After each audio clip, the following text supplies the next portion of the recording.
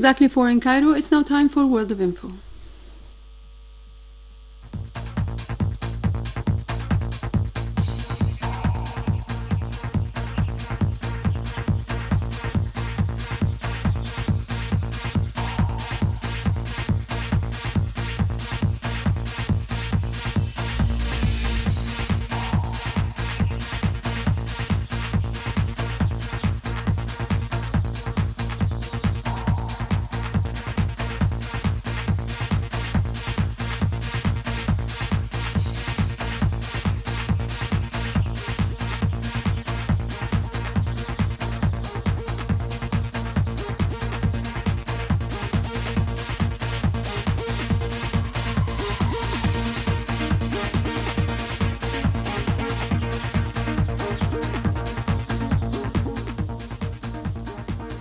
This is FM 95.4 and we're starting right away with World of Info with Dr. Amr Mabrouk, Professor of Plastic Surgery at Ain Shams University, Dua Muhammad at the controls, on Najla Naguib, and we're with you until 5 o'clock, so stay with us. This is World of Info.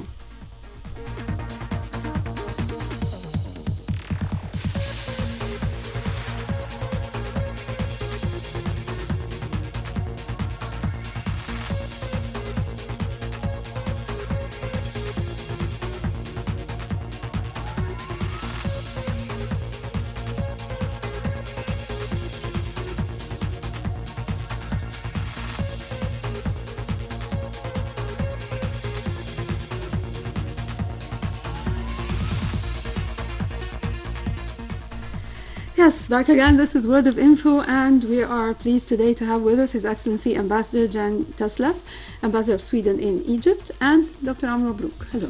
Well, it's a great pleasure to have you with us, sir. Actually, with a colorful career as Ambassador of Sweden in resident ambassador in 4 countries, that is Tunisia, Libya, Saudi Arabia, and now in Egypt, and representing also Sweden in other 6 Arab countries with a great, vast experience in the Middle East and a colorful career and the higher education that he had and experience that he had in the Middle East. It's a great pleasure to have time for us, sir, to be as a guest of honor in our program. Really, thank you very much, and we appreciate it. Thank you, Amr. Thank you very much for having me. It's a great honor for me, and very nice to be on the air in Cairo.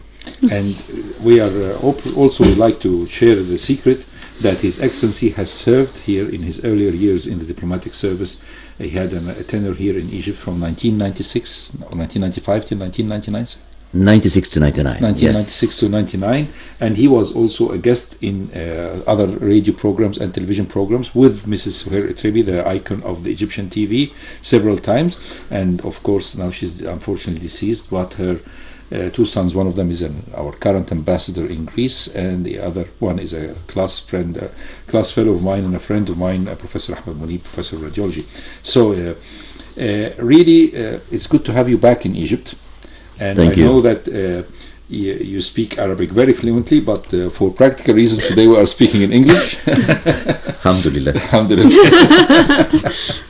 So, sir, you really belong to a country which is very friendly country to Egypt. We had very strong ties and relations between Egypt and Sweden, and even it goes back to the early 20th century. We were discussing before we went on air that we were the first Egyptian team to have a place in Olympic Games was in 1912, Sweden, Stockholm Olympic period that time, and it was Ahmed Basha Hassanin who Exactly. played in fencing on that event, on that great event. So strong ties with modern Sweden and strong ties, historical ties between the Vikings and the Middle East, because we know the Vikings have reached the Middle East, have had a lot of trades in between, and of course it was not as people think that it was war, but it was a lot of ties of connections and commerce in between both regions, if we may use.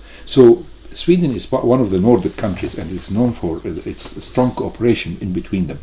And we'd like to talk about the Sweden relation with its Nordic neighbors, because in the early medieval period there were, of course, a sort of conflict and a sort of conflict of interest, and all countries were trying to take the upper hand or to form an empire. Sweden had its role and chance to have an empire. Then this empire has a period of decline, and a lot of its territories have been taken up by the competitors, especially Russia at that time.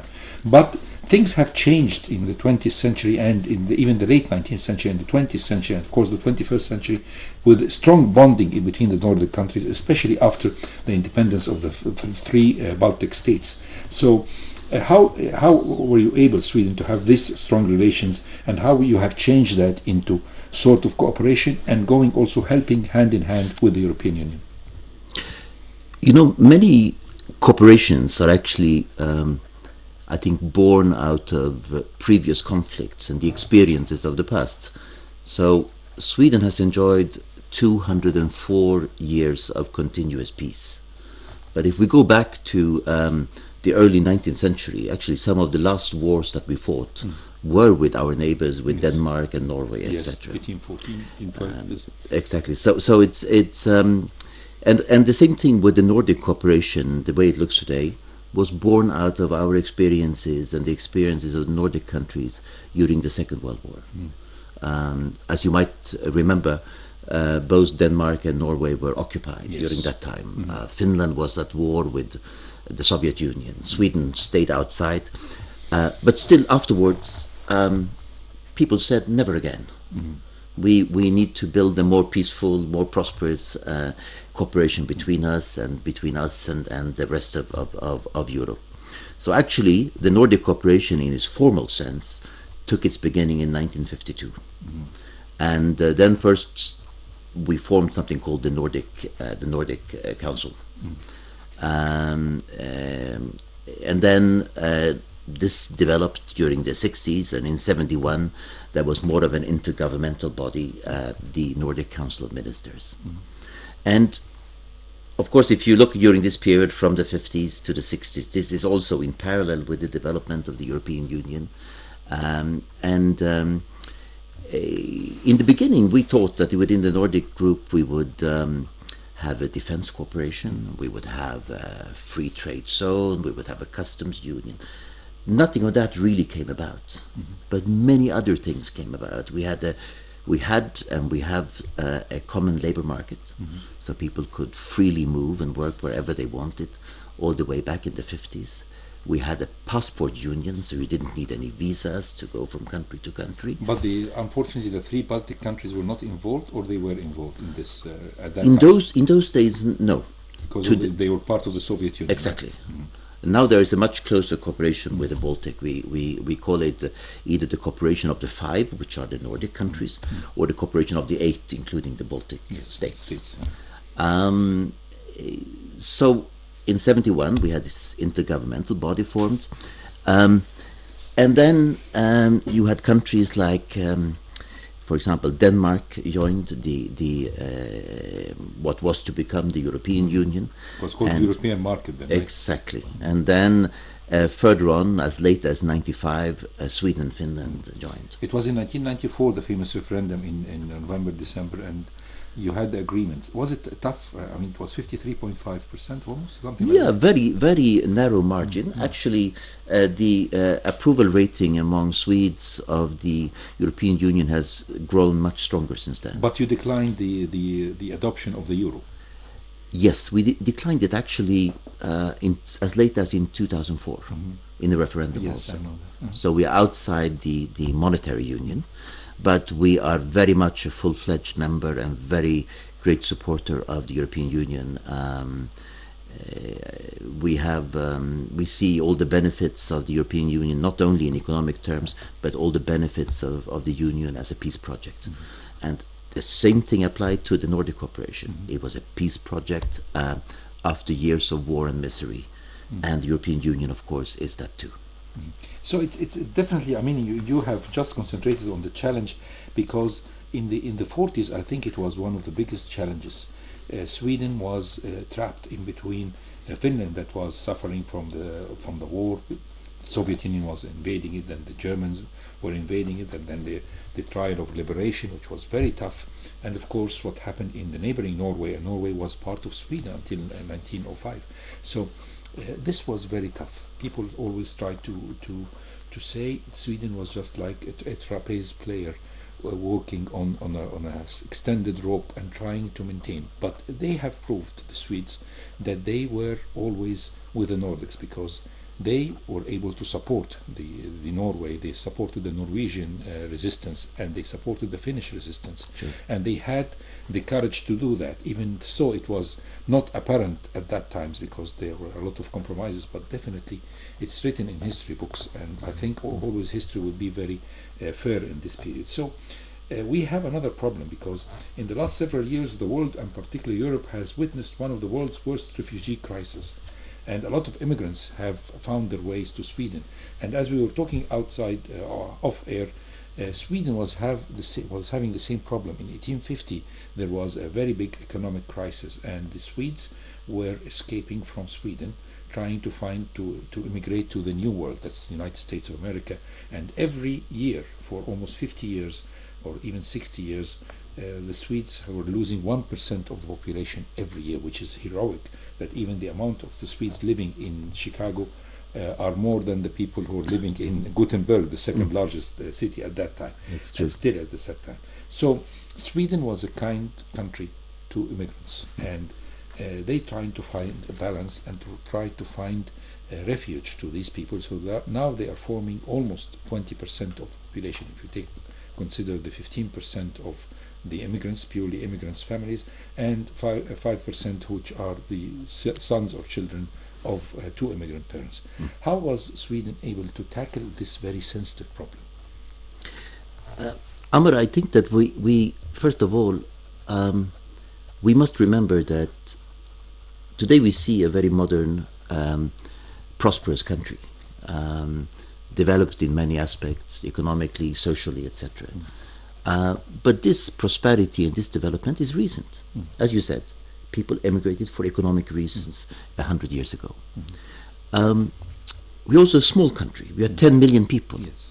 10 times Sweden fits into Egypt, which is fairly mind-boggling. Yes, 10 million fits very smoothly in Cairo. Exactly.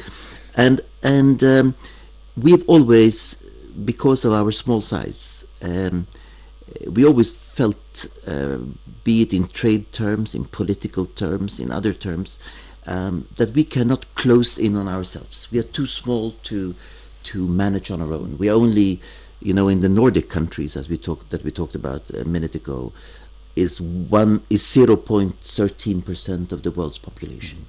So we need to look beyond our borders, and I think that has created. Among Swedes, I'm talking about normal Swedes, not only at the political level, an openness to both international cooperation.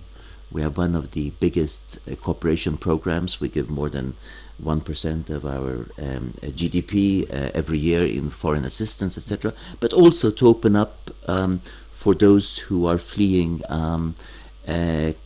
be it crisis or whatever. Military crises in our neighborhood and beyond. What we have seen in the last few years, and notably in 2015, when we, with our 10 million population, received 165,000 migrants coming, many of them from the Middle East, many of them from Syria, of course, from Afghanistan and Iraq and other places.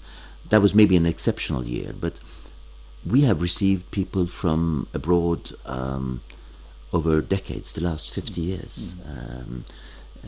Actually, I'm, in statistical terms, I'm also an immigrant myself, because my father was born in Finland and was a Finnish citizen. So I'm also part of the 20% that you mentioned, kind of. Yes, but Finland was, for historical reasons, we should always say that Finland was part of the empire, of the Swedish Empire, for some time, and even during one of the wars, if the casualties were 200,000, 50,000 of them were Finnish origin, right? So it's definitely a problem of immigration and how to sort it out. This was difficult solution to a very big problem. How was the government able to manage? We must remember that when you come new to a country, integration takes time. Very difficult. Yes. And it puts enormous strains on those who come to us. But it also puts heavy demands on schooling, healthcare, language education, finding jobs. I think jobs is probably the best way to have a job is the best way to integrate, etc. Have we succeeded in this? It's much too early to say. But I think we are on a good way, because we are a small country with an aging population. We will be able to absorb this big group of people.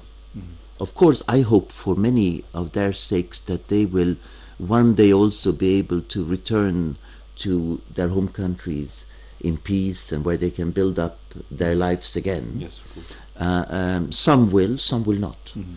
But those who choose to stay with us, it will take time, but we are in a good way to handle this.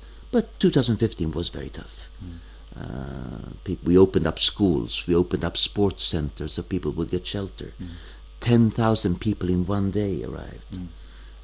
It's enormous. Maybe in Egyptian terms it's not so much, but in Sweden it is a lot. I remember we were at that time, me and Najla we were in Budapest, and we were watching the people going on trains, and they have only one target.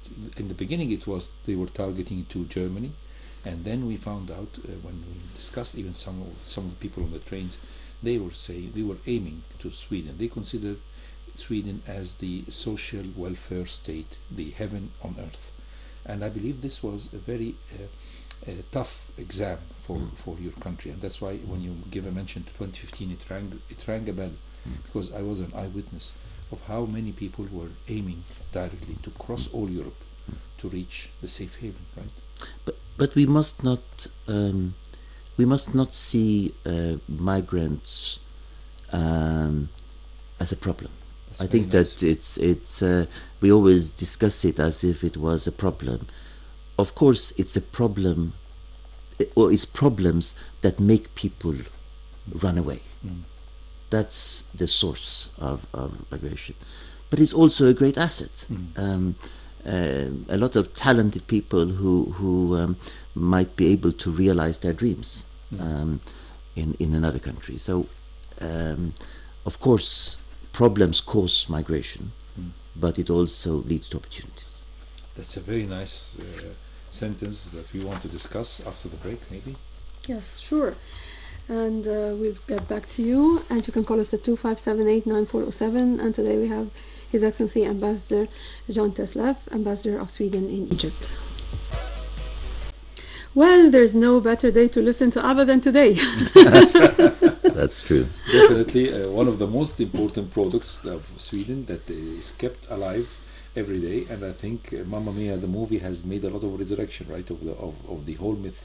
Don't you think so? Absolutely. I've seen Mamma Mia on stage and on the screen, and of course listen to it all the time. You had the chance to attend one of the live concerts in Sweden or whatever? The original ABBA, I mean. No, actually, this is a parenthesis, but the members of ABBA were famous before they formed the band. Oh.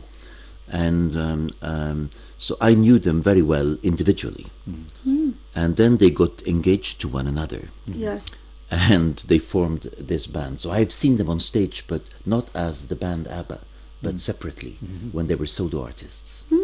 So, another question is one of that tells something about my age, I guess. But still, the four of them are alive, or one of them is deceased? No. They are all alive and kicking, and occasionally they even sing, but not together. I mean, the two ladies in the band, Agneta and Frida, are still have had solo careers, but more low key than ABBA, of course. Oh, that's interesting.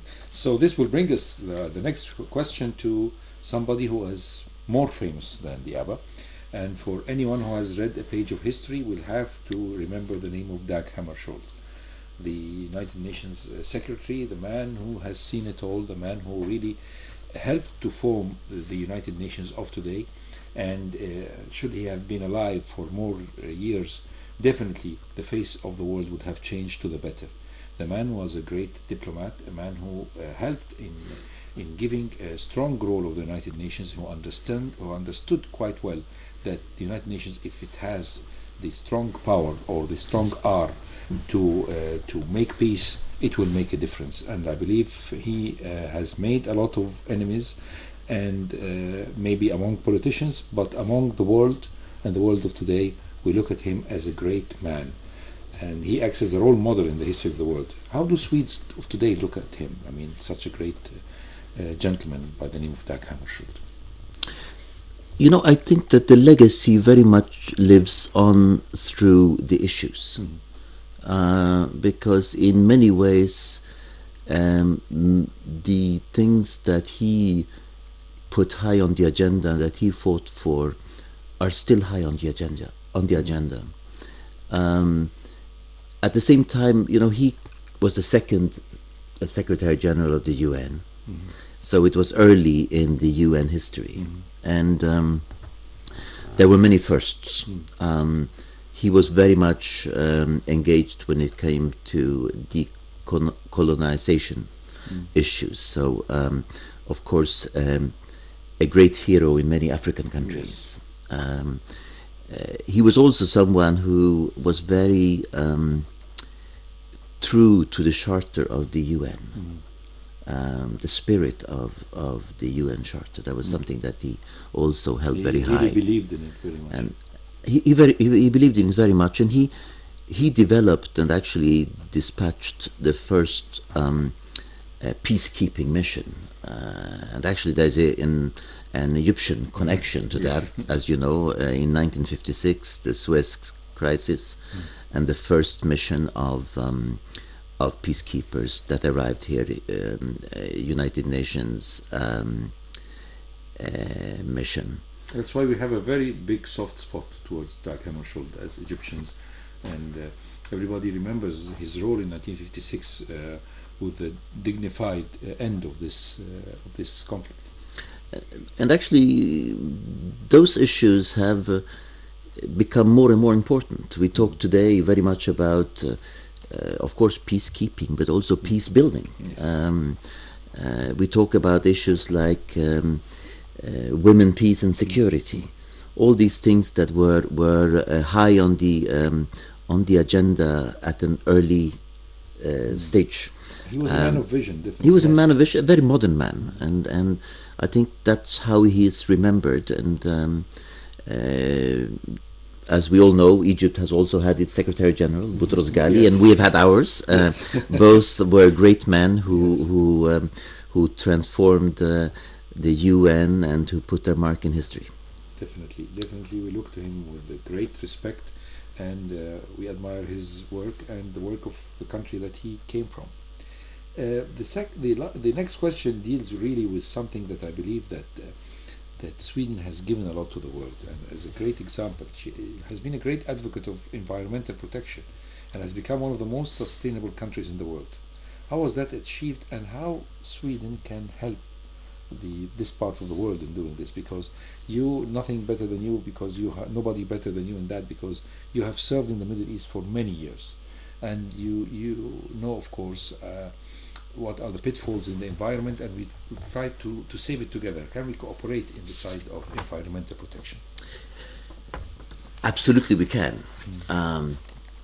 Actually, how did it come about? It's hard to say. I have my own theory, which is completely unscientific, I must admit. But you know, I come from a country that is 97% uninhabited.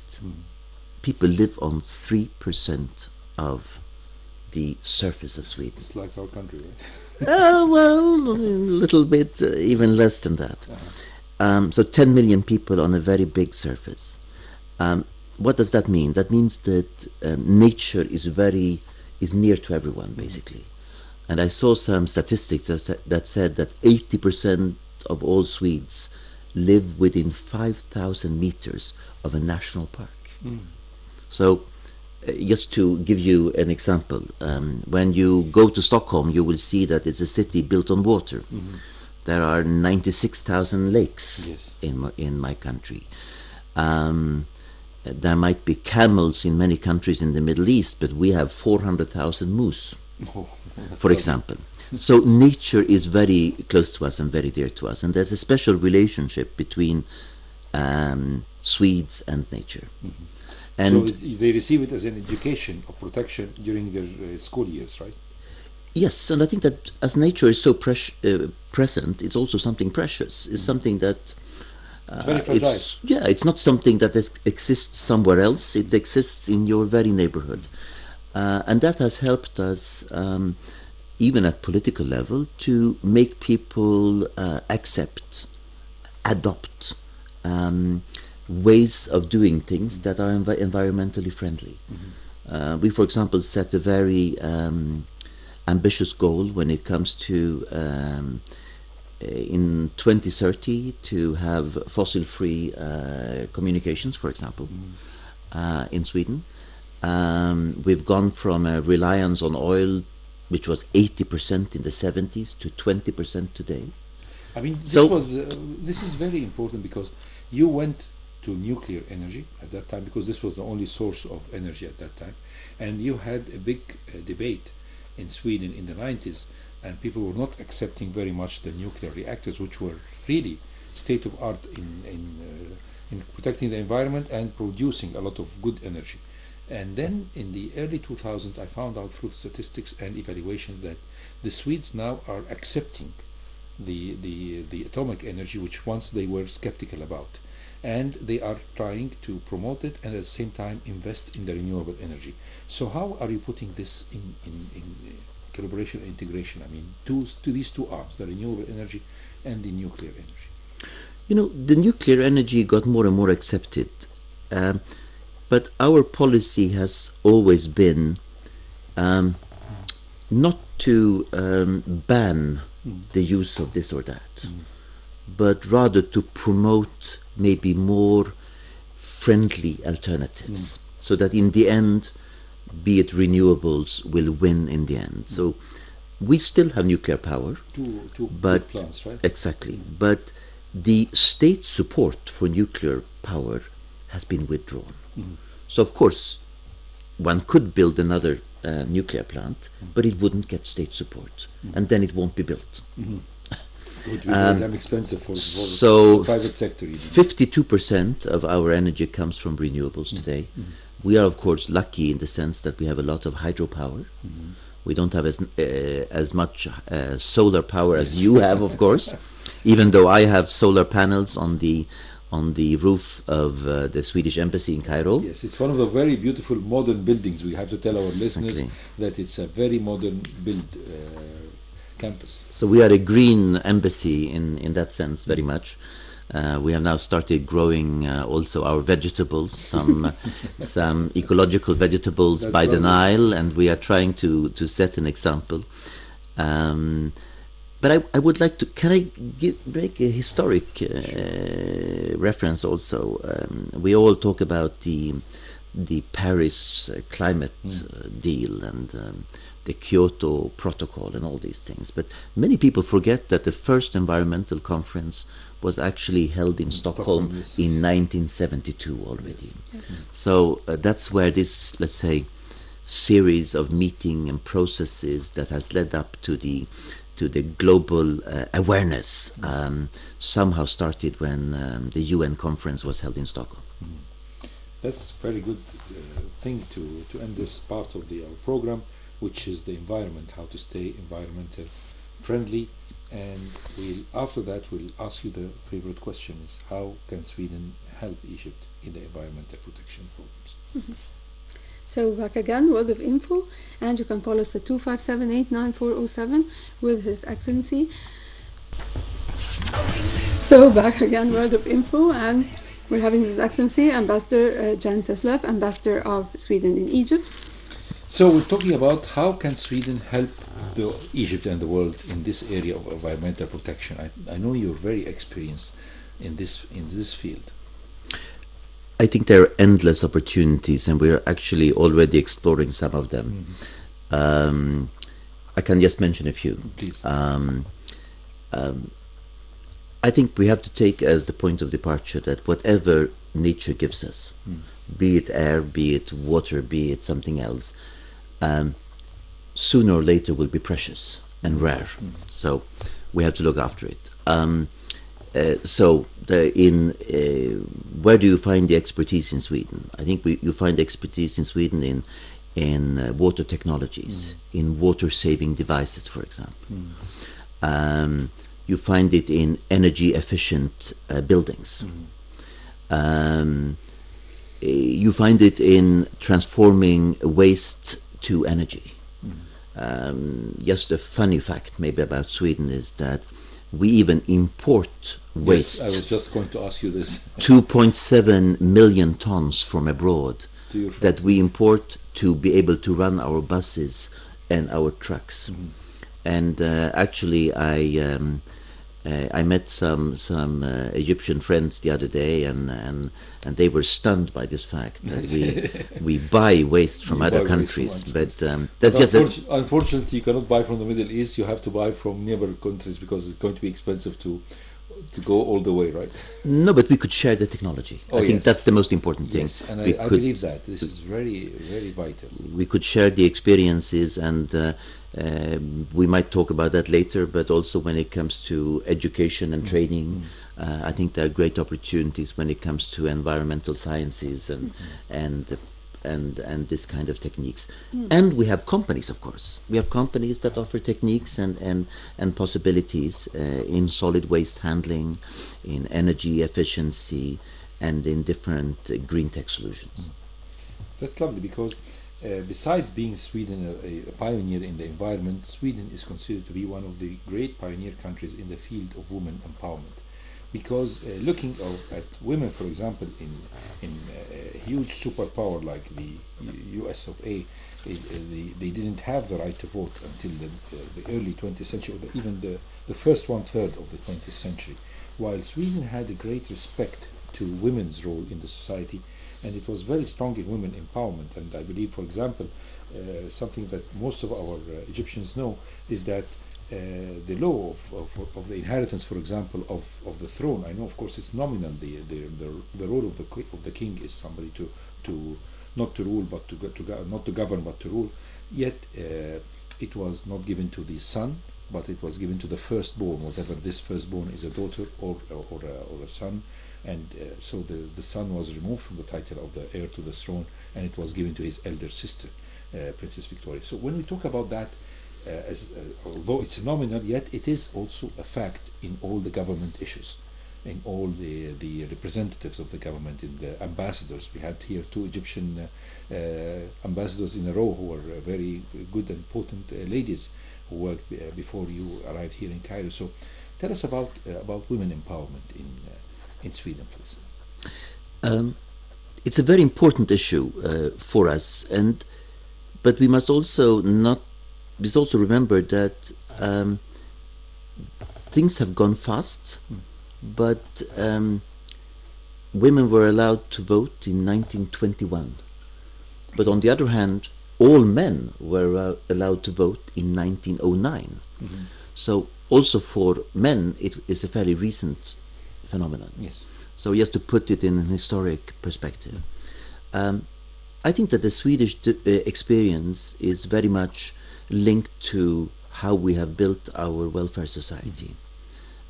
There was a realization, again coming back, it's a small country, a realization that if you don't let women participate fully in society, you only use 50% of your potential. Exactly. And you lose out as a society. You lose out in wealth and prosperity and strength. So that I think is the point of departure. So how did we do it? I think a key to create a more even playing field in gender terms has been parental leave. To enable both fathers and mothers to take parental leave. And actually, the parental leave in Sweden is 480 days that can be split between the parents. So it's one of the longest parental leaves, I think, in anywhere in the world. And this also, through different incentives, encourages men to take a greater role in the household, a greater responsibility, practical responsibility for the families. And that, of course, in turn enables women to pursue their careers and to have a more active, let's say, professional identity. And today, we are not an equal society. There are still inegalities. The salaries for men and women is not the same. Is it the same problem like in the States? I mean, there's a great discrepancy in a country like the States. There is something like a 10% difference. I think that women's salary on average are something like 88% of the one of men. Why is that, Your Excellency? I find this hard to understand. I mean, here in Egypt, it is not that in governmental posts. I take the same salary like my fellow female lady professor of plastic surgery in the university. How come something like this happened in Sweden? I think an historical backlog, and you find it in very many societies. But I also, I think that the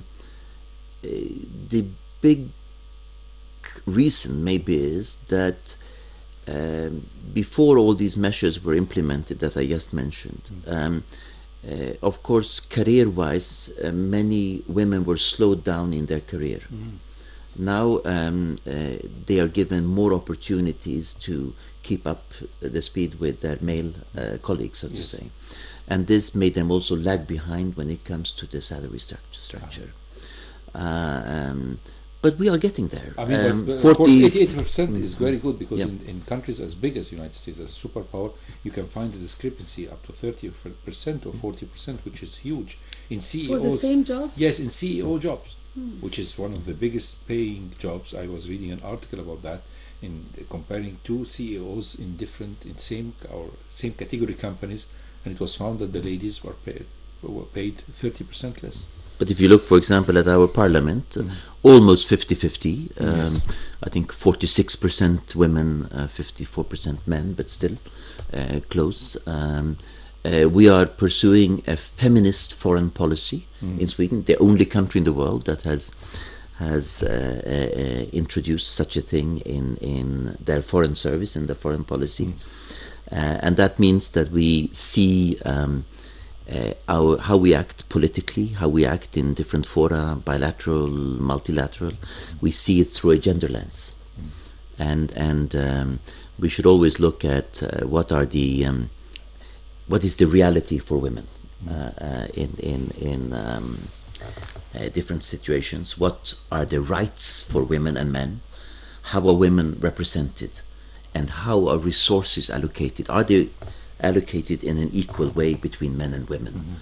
For example, if we have a development project with a development partner, do women benefit as much as men? Do girls benefit as much as boys? That's very lovely. I mean, this is a feminist way of thinking, which is really very vital to change the things from its roots, not just from the top. So, as you said before, there were two very eminent lady ambassadors before me. We had the pleasure and honor to have you. Now you have a male feminist ambassador. Oh, that's lovely.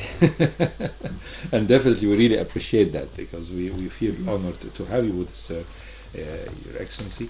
And I think after the break we'll go to a very important thing, which is how Sweden was able to do a great evolution in its industry and change its industrial perspective, but after the break. Yes, another ABBA song and today we have His Excellency Ambassador Jan Tesleff, Ambassador of Sweden in Egypt. So back again, World of Info, and we have this. Sweden continues to be a very good ranking in the field of innovation, and it had the crisis of trying to develop its industries. I mean, back in the 80s, the industries were getting old, and suddenly the technology was becoming very high, and Sweden had to face it. We have either to evolve or we end up like dinosaurs. So how they were able to change the industry, I mean, to concentrate on fine detailed mechanical engineering more than gross industries, was a great challenge for the country and for the economy and even for the private sector. How was that possible, and how can a country like Sweden help Egypt in such a perspective? You're right. We chose the non-dinosaur option. And if you look at my country, it's characterized by two things. One is that we have more multinationals, big companies like Ericsson, ABB, IKEA, H&M, Electrolux and others than any other country of that size. So per capita we have more multinationals. That's one characteristic. The other one is that there is Volvo as well. Of course, Volvo. No, I forgot many companies. I didn't forget them, but there are many household names that we could mention. But Volvo is very popular in this perspective. Absolutely. On the streets of Cairo, I see many of them, and I drive one also. So that's. But and on the other hand, it's a country that's characterized by innovation, and you find. These small startups, tech startups, and after Silicon Valley, Stockholm and Sweden in general is the most, let's say, intense when it comes to innovation and patents, for example, in the world. How did this come about? I think we've had, in the last decades, a non-intervention policy, in the sense that if we see that one of the old dinosaur industries are not in tune with what the world market needs, and I really stress the world market because Sweden is too small as a home market. We need to have the world as a market. So if the market is no longer there, we have not tried to save those industries by artificial means. Instead, we have tried to say, okay, we will not be able to do this, but instead we can use the competencies or develop the competencies of the workers, of the engineers, of those in that industry, and make something new. So not to preserve what is going out, but to build something new.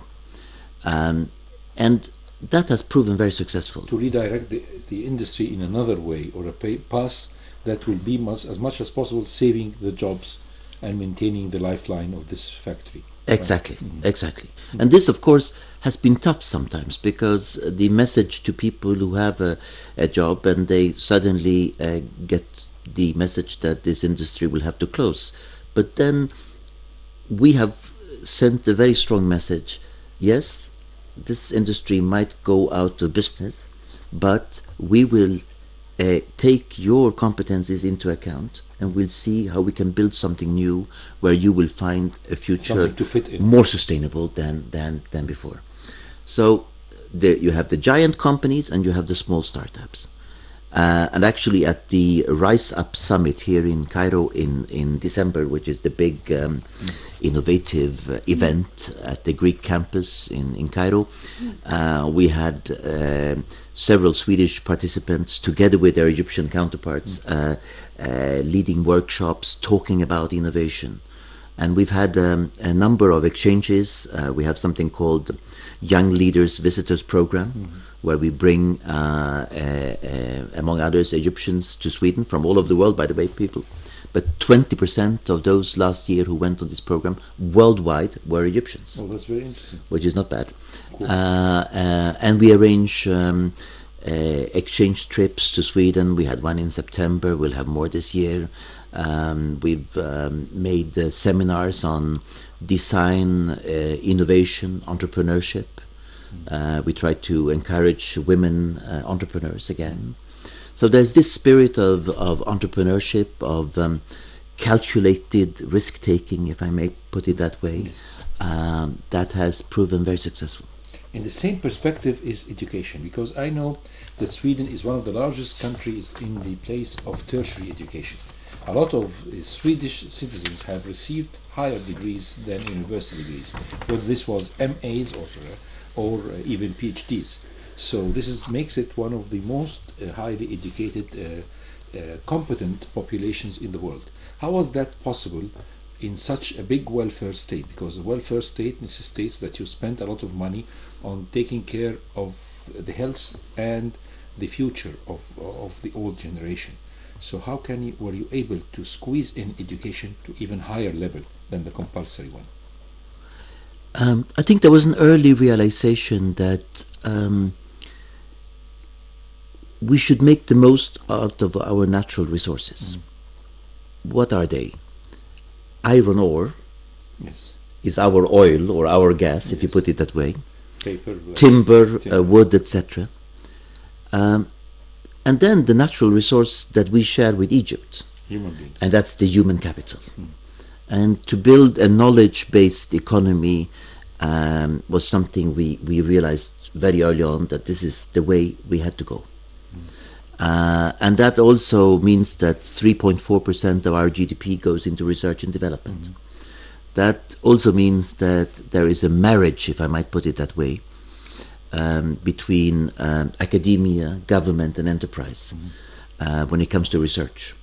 Very close links between these three actors. We call it the triple helix model of promoting research. And also an openness to foreign students. We have 13,000 foreign students studying in Swedish universities as we speak. How many Egyptians are potentially going to be of these 13,000 students? Well, we have our educational system, or how the universities operate, has been since the 17th century such that each university is independent, have an independent status. They might receive state funding, but they are independent. So there's a number of government scholarships, but they are limited. But there is a much greater number of scholarships given directly by individual universities.